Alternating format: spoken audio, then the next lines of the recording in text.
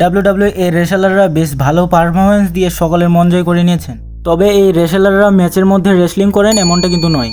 ম্যাচের বাইরে এদের ফিউড ইন্টারেস্টিং ভাবে গড়ে তোলবার জন্য এক রেসলার অপর রেসলারকে আক্রমণ করে থাকে। তবে সেই আক্রমণগুলো যদি খুবই ভয়ঙ্কর হয় তাহলে সেখানে পুলিশ এসে রেসলারগুলোকে অ্যারেস্ট করেন। চলুন আজকের এই ভিডিওটিতে ডাব্লিউডাব্লিউই এর শকিং 5টি অ্যারেস্ট সম্পর্কে জেনে নেওয়া যাক। Number 1, triple H. আপনারা অবশ্যই সকলে জানেন যে ডাব্লিউডাব্লিউই এর অন্যতম রেসলার হচ্ছে এই ট্রিপল এইচ।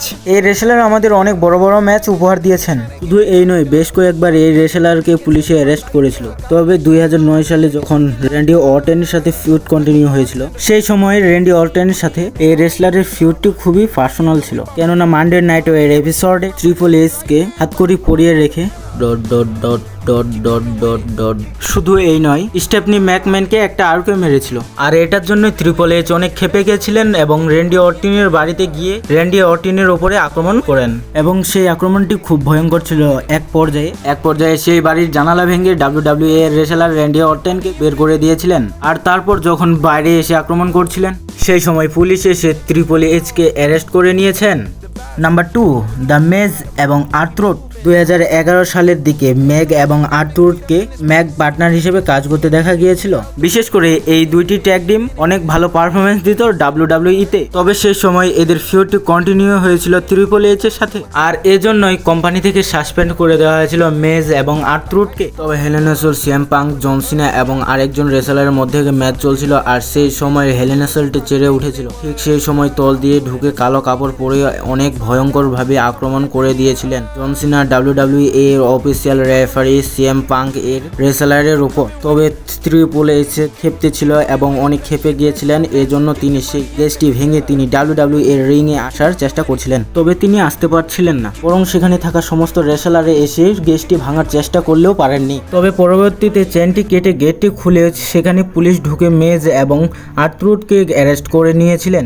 আর এটা দেখে ট্রিপল এইচ অনেক ক্ষেপে গিয়েছিলেন এবং এদের উপর আক্রমণ করার চেষ্টা করেছিলেন। নম্বর 3, জন সিনা।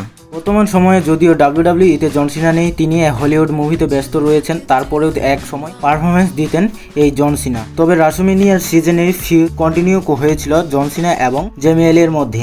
আর এই দুই রেসলারের মধ্যে অতিরিক্ত দুশ্মনী শুরু হওয়ার জন্য জেমিয়েল তার পাওয়ারটি কাজে লাগিয়েছিলেন এবং সেখানে কিছু পুলিশে এনে অ্যারেস্ট করে দিয়েছিলেন জন সিনাকে। তবে সে সময় যখন পুলিশগুলো অ্যারেস্ট করে নিয়ে যাচ্ছিলেন সে সময় জেবিএল সেখানে এসে এবং একটি লোগো মেরে দিয়েছিলেন জন সিনাকে। আর এটার পরে জেবিএল এর উপর খেপে গিয়েছিলেন পুলিশগুলো। নাম্বার 4, গোল্ডবার। আপনারা অবশ্যই সকলে জানেন যে গোল্ডবার নিঃসন্দেহে ডাব্লিউডাব্লিউই তে এর অন্যতম শক্তিশালী এবং ভয়ঙ্কর রেসলার। এই রেসলারের পার্ট টাইম হিসেবে ডাব্লিউডাব্লিউই তে বেশ কয়েকটি ম্যাচে পারফরমেন্স দিয়ে থাকেন প্রতি বছরে। তবে এক সময় ফিউড কন্টিনিউ হয়েছিল ব্রক লেসনারের সঙ্গে গোল্ডবারের। সেখানে ব্রক লেসনার ও কল হেইম্যান মিলে গোল্ডবারকে নিয়ে টোল করছিলেন, আর সেখানে রিং এর মধ্যে এসেছিলেন গোল্ডবার। আসার জন্য সেখানে আক্রমণ করে দিয়েছিলেন ব্রক লেসনার গোল্ডবারকে। তবে সেখানে কাউন্ট করে দিয়েছিলেন ব্রক লেসনারকে গোল্ডবার, সম্পূর্ণভাবে ডিস্ট্রোল করে দিয়েছিলেন গোল্ডবার ব্রক লেসনারকে। সে সময় অন্য ব্র্যান্ডের রেসলার ছিলেন, আর তিনি ব্রক লেসনারকে আক্রমণ করার জন্য পুলিশ সেখানে আসেন এবং গোল্ডবারকে অ্যারেস্ট করে নিয়ে যান। Number 5, Roman range. বিশেষ করে রাসুমিনিয়া 34 ম্যাচ হবার কথা ছিল ব্রক লেসনার এবং রোমান রেঞ্জের মধ্যে ইউনিভার্সাল চ্যাম্পিয়নশিপের জন্য। তবে এই ম্যাচটি এলিমিনেশন চেম্বারের পরের মানডে নাইটের রোয়ের এপিসোডের হবার কথা ছিল। তবে ব্রক লেসনার না আসে রোমান রেঞ্জ একের পর এক প্রত্যেক সপ্তাহে পেয়ে যেতেন এবং ব্যাক স্টেজে গিয়ে ভিন্স ম্যাকম্যান থেকে শুরু করে ডাব্লিউডাব্লিউই এর অফিসিয়ালদের সাথে বাজে আচরণ করার জন্য তাকে কোম্পানি থেকে 30 দিনের জন্য সাসপেন্ড করা হয়েছিল। তবে পরের সপ্তাহে মানডে নাইটে ওয়ার এপিসোডে এসেছিলেন সেখানে রোমান রেঞ্জে এবং সেখানে ব্যাট অ্যাঙ্গেলের সাথে বেয়াদবি করার জন্য সেখানে পুলিশ পাঠিয়ে দিয়েছিলেন ব্যাট অ্যাঙ্গেল। আর এরপরে পুলিশ এসে সেখানে অ্যারেস্ট করে দিয়েছিল রোমান রেঞ্জকে। তবে রোমান রেঞ্জের গায়ে যখন পুলিশ হাত দিয়েছিলেন তখন পুলিশদের উপর আক্রমণ করে দিয়েছিলেন রোমান রেঞ্জ। আর এইটার ফায়দা নিয়ে সেখানে ব্রক লেসনার আসেন এবং রোমান রেঞ্জকে সম্পূর্ণভাবে ডিস্ট্রোল করে দেন। আর এটার জন্য ডাব্লিউডাব্লিউই তে ম্যানেজমেন্ট রোমান রেঞ্জের যে সাসপেন্ড করে দিয়েছিলেন সেটা তুলে নিয়েছিলেন। তো এটাই ছিল ডাব্লিউডাব্লিউই এর 5টি শকিং অ্যারেস্টের ভিডিওটি সম্পূর্ণ দেখার জন্য ধন্যবাদ। ভিডিওটি ভালো লাগলে লাইক করবেন